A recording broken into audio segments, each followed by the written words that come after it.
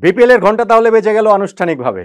Bangladesh cricket board ৫টা দলের মালিকানা নির্ধারণ করে ফেলেছে। ঢাকা, চট্টগ্রাম, সিলেট, রাজশাহী ও রংপুর। আগামী ৫ বছরের জন্য এই মালিকানাগুলো দেয়া হয়েছে। সেই জন্য ফ্র্যাঞ্চাইজি ফি, ব্যাংক গ্যারান্টি এইসবের আয়োজন তারা করেছে। আজকে এই দলগুলোর নাম, মালিকানার নাম জানানোর পাশাপাশি বিসিবি আনুষ্ঠানিক সংবাদ সম্মেলনে জানিয়েছে বিপিএল এর সম্ভাব্য ড্রাফট ডেট, নিলামের তারিখ ১৭ নভেম্বর, সম্ভাব্য টুর্নামেন্ট শুরুর তারিখ ১৯ ডিসেম্বর, সম্ভাব্য বিপিএল এর ফাইনাল আগামী বছরের ১৬ জানুয়ারি। বিপিএল এর এই যে আয়োজনটা করতে পেরেছে নতুন বোর্ড, সেই জন্য তারা যার পর নাই খুশি এবং নিজেরাই নিজেদেরকে বাহবা দিচ্ছে, নিজেরাই নিজেদের পিঠ চাপড়ে দিচ্ছে, নিজেরাই নিজেদেরকে হাততালি দিচ্ছে। প্রেস কনফারেন্সে বিসিবির যে ৩জন নির্বাচিত পরিচালক ছিলেন তারা বারবারই ওই নিজেদেরকে ধন্যবাদ দেওয়ার কথাটা বলছেন এবং এইবারের বিপিএলটা যে অন্যান্য বিপিএল এর চেয়ে অনেক ভালো, অনেক জাঁকজমকপূর্ণ, অনেক আকর্ষণীয় হবে এবং সেই আয়োজন যে তারা করতে পেরেছেন সেই গর্ব তাদের চোখে মুখে ঠিকরে বেরোচ্ছিল, তাদের কথাতেও আসলে ঠিকরে বেরোচ্ছিল। সত্যি সত্যি কি এবারে বিপিএলটা আরো আকর্ষণীয় হবে, আরো জাঁকজমকপূর্ণ হবে? ওই যে আমরা একটা ব্র্যান্ডিং তৈরি করেছিলাম যে আইপিএল এর পরই বিপিএল, যেটা আসলে একটা হাস্যকর ব্যাপার। অন্তত পক্ষে আমরা একেবারে তলানি থেকে ঘুরে দাঁড়িয়ে পজিটিভ দিকে কি আসলে যাত্রাটা শুরু করতে পারবো কিনা, বাংলাদেশ ক্রিকেট বোর্ডের এই আয়োজন কি বার্তাটা দিচ্ছে তা নিয়েই এই আলোচনাটা করছি। প্রথমত, প্রথম কথা, আপনারা আমাকে নৈরাশ্যবাদী বলতে পারেন, নেগেটিভ, নেতিবাচক বলতে পারেন, কিন্তু ভাই আমি সত্যিকার অর্থে দেখছি না যে এইবারে বিপিএলটা কিভাবে অন্যান্য বিপিএল চেয়ে আরো ভালো হবে, আরো জাঁকজমকপূর্ণ হবে। ইনফ্যাক্ট গতবারের সঙ্গেও যদি আসলে তুলনা করি, কেন আমি ১, ২, ৩, ৪ করে একে একে আমি অনেকগুলো রিজন বলতে পারি এবং সেটি আসলে আপনাদের সঙ্গে শেয়ার করছি। প্রথমত বলি যে ক্রিকেট বোর্ড যে ডিসিশনটা নিয়েছে যে তারা ৫টা ফ্র্যাঞ্চাইজি নিয়ে এবারে টুর্নামেন্টটা আয়োজন করছে এবং তারা এই ৫টা ফ্র্যাঞ্চাইজি চায়নি, তারা আরো বেশি চেয়েছিল, কিন্তু এর চেয়ে বেশি ফ্র্যাঞ্চাইজি যারা তাদের ওই ক্রাইটেরিয়াগুলো ফুলফিল করে ওই রকম ফ্র্যাঞ্চাইজি তারা পায়নি, যেই কারণে ৫টা ফ্র্যাঞ্চাইজি নিয়েই তারা আসলে এই আয়োজনটা করছেন এবং এই প্রত্যেকটা ফ্র্যাঞ্চাইজির কাছ থেকে হচ্ছে গিয়ে ২ কোটি টাকা ফ্র্যাঞ্চাইজি ফি এরই মধ্যে বিসিবি নিয়ে নিয়েছে এবং আগামী ৫টা ওয়ার্কিং ডে এর মধ্যে তারা আরো ১০ কোটি টাকা ব্যাংক গ্যারান্টি ওই ফ্র্যাঞ্চাইজিগুলোর কাছ থেকে চেয়েছে। যদি কেউ সেই ব্যাংক গ্যারান্টি দিতে ব্যর্থ হয় সেই ক্ষেত্রে তারা দল পাবে না, কিন্তু ওই যে ২ কোটি টাকা জমা দিয়েছে বিসিবিতে সেই ২ কোটি টাকাও তারা আর পাবে না, ফলে বিসিবির ওই ২ কোটি টাকা লাভ হয়ে যাবে, কোট আনকোট। বিসিবি এতে বেজায় খুশি যে না, এইভাবে যে আয়োজনটা করতে পেরেছে তারা সব দিক, এই প্রতিষ্ঠানগুলোর আর্থিক সক্ষমতা বিবেচনা করেছে, লং টার্মে তারা আসলে ইনভেস্টমেন্ট করতে পারে কিনা সেইটা তারা বিবেচনা করছে এবং ক্রিকেট খেলার ইন্ট্রিগিটিটা তারা আসলে বিবেচনায় রেখেছে, ক্রিকেটের সঙ্গে এই ফ্র্যাঞ্চাইজিগুলোর সম্পৃক্ততা এবং তারা আসলে সত্যি সত্যি ক্রিকেটের সঙ্গে, ক্রিকেটকে ভালোবেসে থাকার জন্য এসেছে কিনা, এরকম নানান রকম তারা হচ্ছে গিয়ে চেক টেক করে তারপরে এই ৫টা ফ্র্যাঞ্চাইজি তারা নির্বাচন করেছে যারা আগামী ৫ বছরের জন্য দায়িত্বটা পাবে। কিন্তু একই সঙ্গে বাংলাদেশ ক্রিকেট বোর্ড থেকে ওইটা প্রেস কনফারেন্সে বলা হয়েছে যে এটা প্রতিনিয়ত একটা স্ক্রুটিনির ভেতর দিয়ে যাবে, যে যদি কখনো কোনো ব্যত্যয় ঘটে তাহলে বাংলাদেশ ক্রিকেট বোর্ড তাদেরকে আসলে ওই ফ্র্যাঞ্চাইজি মালিকানা থেকে বাদ দিয়ে দিতে পারবে এবং কেউ যদি তাদের ইন্টারেস্টটা হারিয়ে ফেলে সেক্ষেত্রে তারাও আসলে এই জায়গাটা থেকে নিজেরা ওয়াক আউট করতে পারবে, তারা আসলে সরে যেতে পারবে। এখন আমি যেটা বলছিলাম যে অন্যান্য বছরের গুলোর তুলনায় এইবারেরটা কি আসলে আলাদা কোন জায়গাগুলোতে হবে, আমি যে বলছি যে আমি অত আশাবাদী হতে পারছি না, কেন পারছি না, রিজনগুলো ধরে ধরে বলি। ধরেন নাম্বার ১, বিপিএল এর ফ্র্যাঞ্চাইজির সংখ্যা ৭টা থেকে কমে ৫টা হয়ে গিয়েছে। যখন আপনি ২টা ফ্র্যাঞ্চাইজি কমিয়ে দিচ্ছেন, সাথে সাথে আপনি ধরেন ১৫ দুগুণে ৩০ জন বাংলাদেশের ক্রিকেটার বিপিএল খেলতে পারছে না।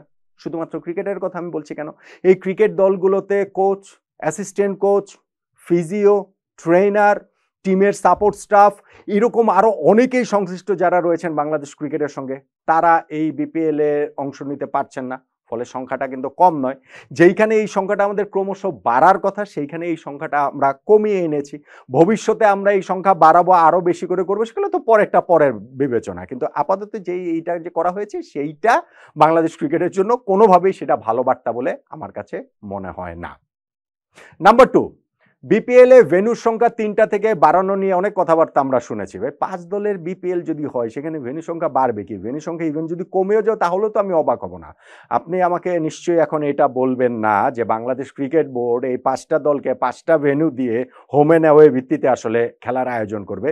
সেইটা হওয়ার কোনো রকম কোনো কারণ নেই। ফলে এই বিপিএলকে কেন্দ্র করে যে একটা উচ্ছ্বাস উন্মাদনা ওই স্থানীয় যেই জায়গাটাতে খেলা হচ্ছে সেই জায়গার সেই শহরটার বা সেই অঞ্চলের ওইটা আসলে আমাদের দেখার আশায় এইবারও সেই আশায় ঘুরে বালি ওইটা আমরা এখনই এই মুহূর্তে দাঁড়িয়েই আসলে সেটা বলতে পারি।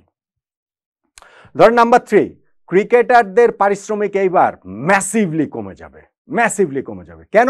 হয় বাংলাদেশ ক্রিকেট বোর্ডের যারা এখানটাতে তারা প্রেস কনফারেন্সে বলছিলেন যে আমরা 2 কোটি টাকা ফ্র্যাঞ্চাইজি ফি নিয়েছি, 10 কোটি টাকা ব্যাংক গ্যারান্টি নিব এবং এই টাকার মধ্যে হচ্ছে গিয়ে আমরা দেখেছি যে সবকিছু হয়ে যাবে। যদি অন্যান্যবার যেগুলো দেখেছি আমরা এই ক্রিকেটারদের টাকা বাকি, সাপোর্ট স্টাফদের টাকা বাকি, বা হচ্ছে গিয়ে টিম স্টাফদের টাকা বাকি, হোটেলের টাকা বাকি, সেইরকম যদি কোনো কিছু হয় তাহলে বিসিবি এই জায়গাটা থেকে সেই টাকাটা দিতে পারবে।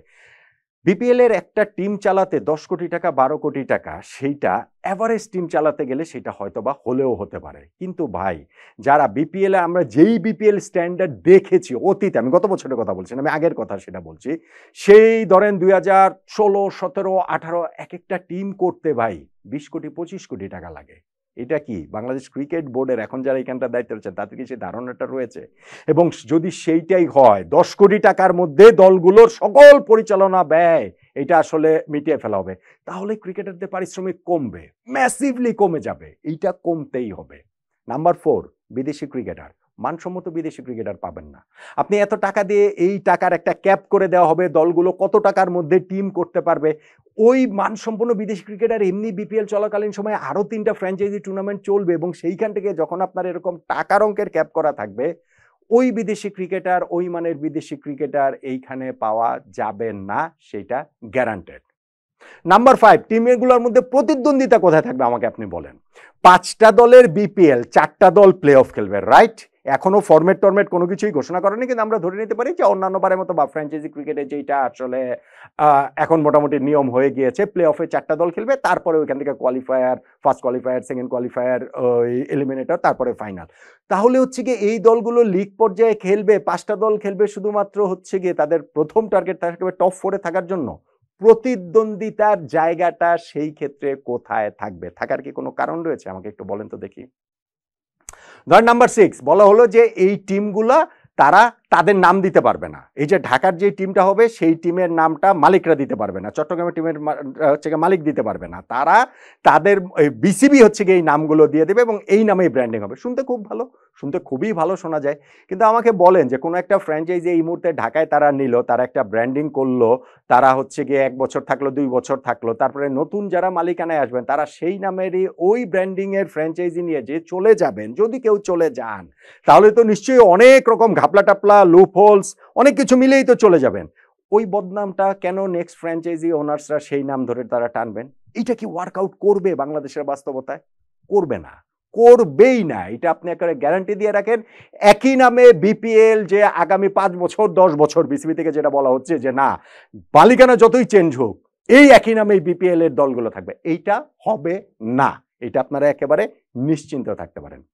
ধর নাম্বার 7, আপনি যদি এখানে বলেন যে দলগুলোর যে ব্র্যান্ড ভ্যালু যে তৈরি করার ব্যাপারটা, গত 2টা আসরে চ্যাম্পিয়ন দল ফরচুন বরিশাল, বরিশালের এবার কোনো ফ্র্যাঞ্চাইজিই নেই, সেই ফরচুন বরিশালের একটা ব্র্যান্ড ভ্যালু তৈরি হয়েছে, তাদেরকে আপনারা বিপিএল এ নিয়ে আসতে পারেন নাই।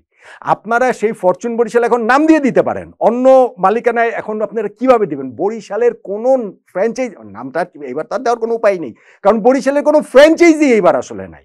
সো আপনার যেইটা গত 2 বারের চ্যাম্পিয়ন যে দল, তাদেরকে তো আপনারা ওই মালিকানায় আনতেই পারেন নাই, ওই অঞ্চলের দলই আপনারা রাখতে পারেন নাই।